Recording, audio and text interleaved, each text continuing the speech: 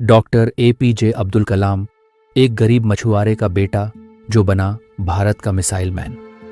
भारत एक ऐसा देश जिसने दुनिया को ज्ञान दिया पर अपने ही संघर्षों में खो गया। लेकिन जब देश को एक नई उड़ान की जरूरत थी तब एक साधारण परिवार से निकला एक असाधारण इंसान डॉक्टर एपीजे अब्दुल कलाम पूरी दुनिया के लिए प्रेरणा बन गया। डॉक्टर एपीजे अब्दुल कलाम का जन्म 15 अक्टूबर 1931 को तमिलनाडु के रामेश्वरम नामक छोटे से गांव में हुआ था। उनके पिता जैनुलाब्दीन नाव चलाते थे और मां अशियम्मा एक गृहिणी थीं। घर की हालत बहुत खराब थी, कभी कभी खाना भी पूरा नहीं होता था। बचपन में ही कलाम साहब समझ गए थे कि अगर कुछ बदलना है तो मेहनत ही रास्ता है। वो सुबह सुबह अखबार बांटने जाते ताकि अपने स्कूल की फीस भर सकें। रामेश्वरम के सरकारी स्कूल में पढ़ाई करते हुए उन्होंने कभी हार नहीं मानी। क्लास में वे हमेशा ध्यान से सुनते, सवाल पूछते और खुद से प्रयोग करते रहते थे। उनके एक टीचर ने कहा था, अगर तुम्हें उड़ना है तो पहले ज़मीन पर मजबूती से खड़ा होना सीखो। ये बात उनके जीवन का मंत्र बन गई। स्कूल के बाद उन्होंने सेंट जोसेफ कॉलेज तिरुचिरापल्ली से फिजिक्स की पढ़ाई की। फिर Madras institute of technology MIT से एरोनॉटिकल इंजीनियरिंग की।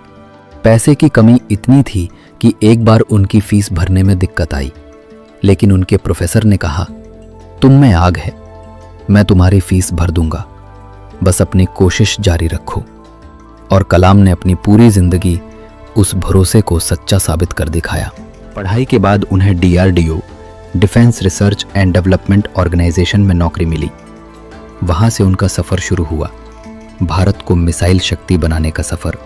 बाद में उन्होंने ISRO Indian space research organisation में काम किया और भारत का पहला उपग्रह प्रक्षेपण यान SLV-3 तैयार किया, जिससे रोहिणी सैटेलाइट अंतरिक्ष में भेजी गई।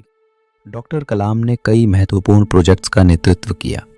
अग्नि, पृथ्वी, आकाश और त्रिशूल जैसी मिसाइलें उन्हीं की अगुवाई में बनी। उन्हें प्यार से लोग भारत का मिसाइल मैन कहने लगे। उनकी मेहनत ने भारत को आत्मनिर्भर बनाया और गरीब मछुआरे का बेटा अब देश के विज्ञान का सबसे बड़ा नाम बन गया था। 2002 में वे भारत के 11वें राष्ट्रपति बने।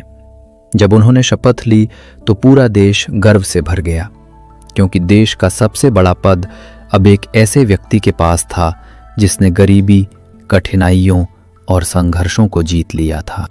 राष्ट्रपति बनने के बाद भी उन्होंने कभी विलासिता नहीं अपनाई। वे हमेशा बच्चों से कहते थे, dream is not what you see in sleep, dream is something that doesn't let you sleep.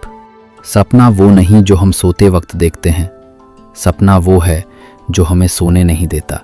उन्होंने अपनी कमाई से कोई बड़ी संपत्ति नहीं बनाई, बल्कि किताबें, ज्ञान और प्रेरणा दी। 27 जुलाई 2015 को जब वे IIM शिलोंग में भाषण दे रहे थे, उसी मंच पर उनका दिल का दौरा पड़ा और वे दुनिया को अलविदा कह गए। लेकिन आज भी हर भारतीय के दिल में वो जिंदा हैं। उनकी मेहनत, सादगी और सपना देखने की ताकत हमेशा प्रेरणा देती है।